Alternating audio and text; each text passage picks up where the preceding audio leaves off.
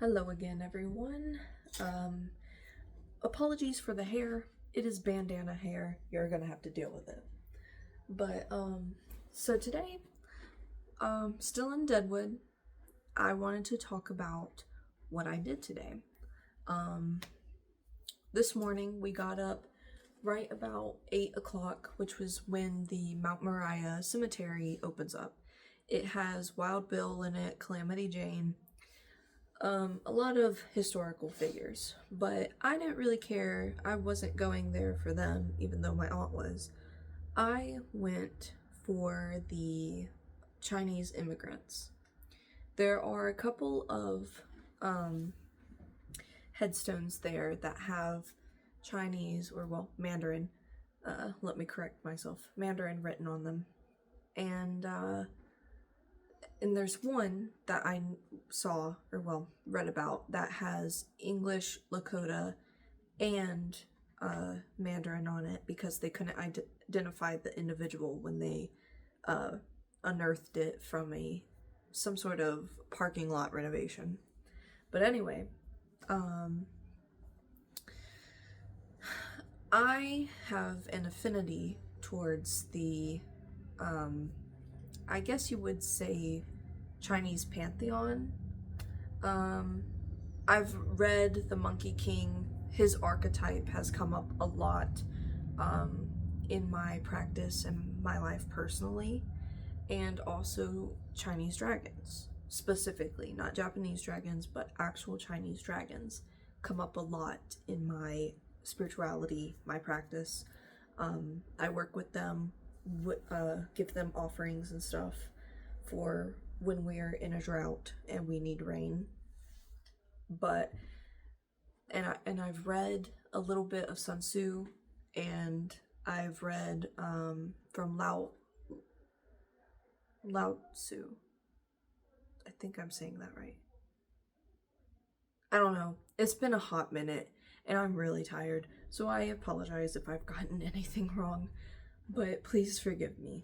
But I've learned a lot from Taoism. I've learned a lot from the culture, and all of that is to say that's the reason why I wanted to go to the Mount Moriah cemetery. There is an altar that is erected for them to leave offerings and burnings and stuff.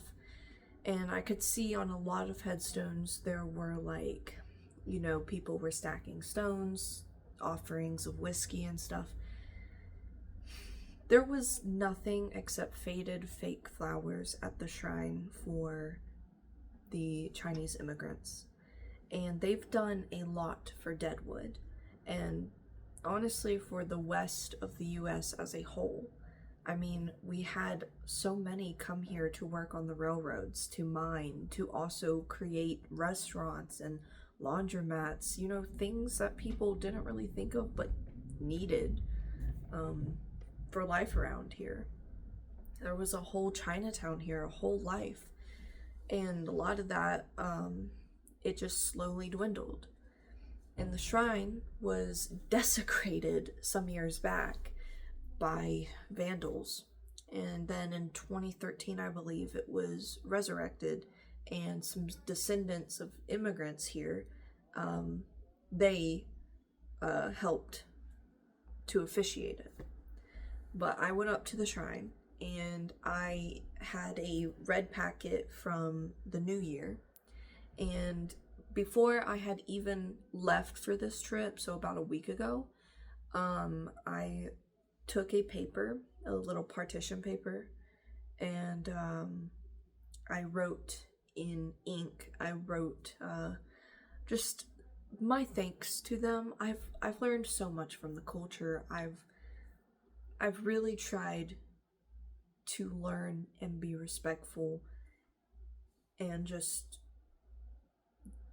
I don't even know how to really describe what I do in my practice because it's so personal, but I've had these connections since I was little, and the fact that now I get to go out and honor at an actual shrine where these people would have been. There's a lot that's around the area, but a lot of them were actually exhumed and then sent back to China for their families.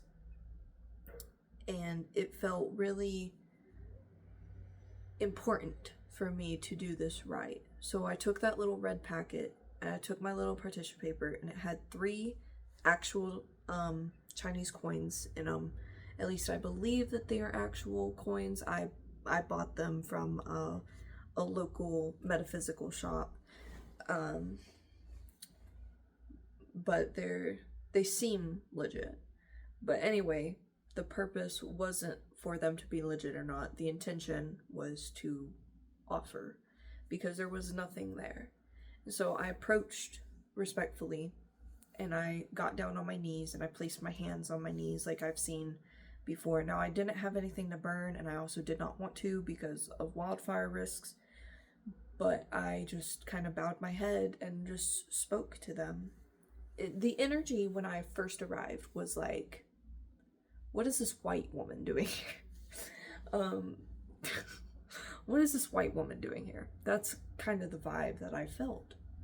But the more that I just spoke and how sincere I genuinely was, I wanted the spirits, I wanted the people to know just how much it meant to me to do this. Because I've learned so much. Their archetypes have come up a lot in my life. I just spoke. I had to stop myself from crying because my aunt and my dad, they're not gonna get it. But I did that for me and for those people, to know that they're not forgotten and that there's someone who does genuinely care about them. And though no, I have no Asian blood in me, as you can tell, I am very much white. The only thing I've got Cherokee somewhere in there. So somewhere in here is Cherokee, but there's no Asian blood at all. But I wanted them to know that I respect them and that I care.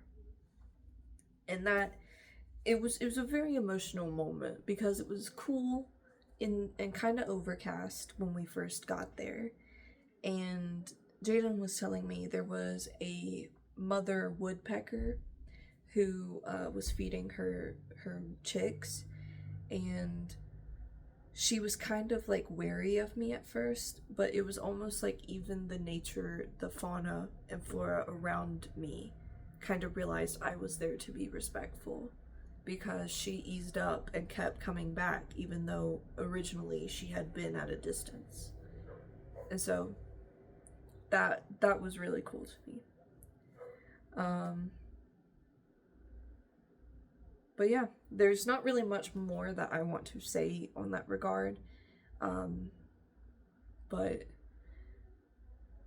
it felt just so special to me to go to a place that there's thousands of visitors every year, every day even, but a place that's so alone and kind of forgotten about, and to go and offer there and to talk and to say how much they've changed my life. Because genuinely, ever since, if you've watched Avatar: The Last Airbender, I was a child when that was wrapping up, and I watched everything, and I just felt so drawn to that idea.